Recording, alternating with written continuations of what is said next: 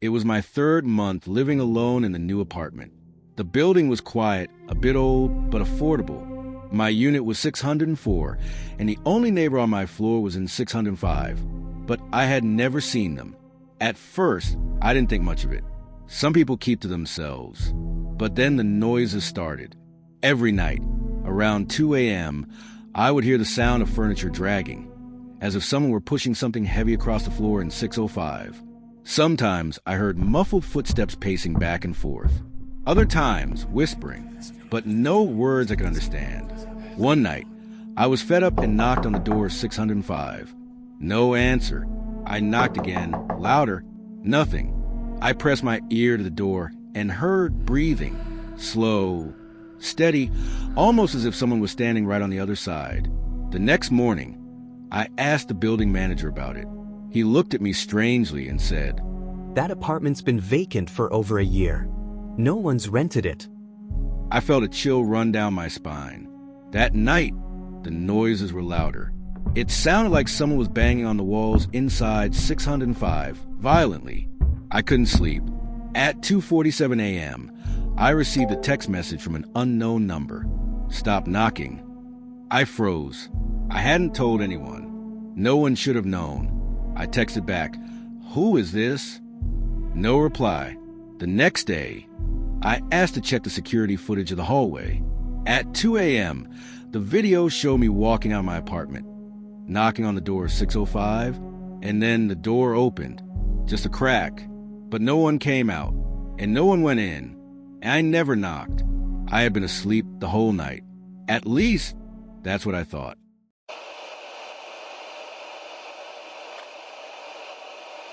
I was hospitalized for 5 days. Nothing serious, just a minor procedure followed by observation. The hospital was old, with endless hallways, echoing floors, and a cold, sterile light that never let me forget where I was. They placed me in room 508, all the way at the end of the 5th floor corridor. The first night passed quietly, but on the second night I woke to the sound of knocking. 3 sharp taps coming from the wall behind my bed. I pressed the call button. When the nurse came, I asked if the room next door was occupied. She paused before answering. 509? No, that room's been empty for a while. But I heard something, knocking, like someone was inside. She exhaled and forced a slight smile. The pipes make noise sometimes. Try to get some rest. But the knocking came back the next night.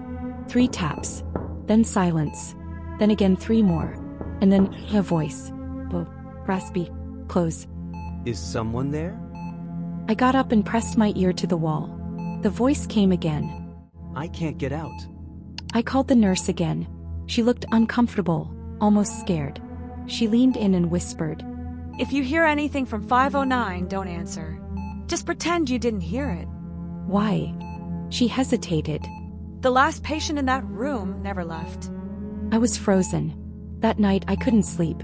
I watched the wall, every shadow, every sound.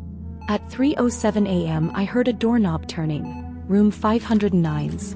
I didn't see anyone come out, but I heard footsteps, bare feet, slowly making their way down the hallway. I pretended to sleep. The footsteps stopped right outside my door.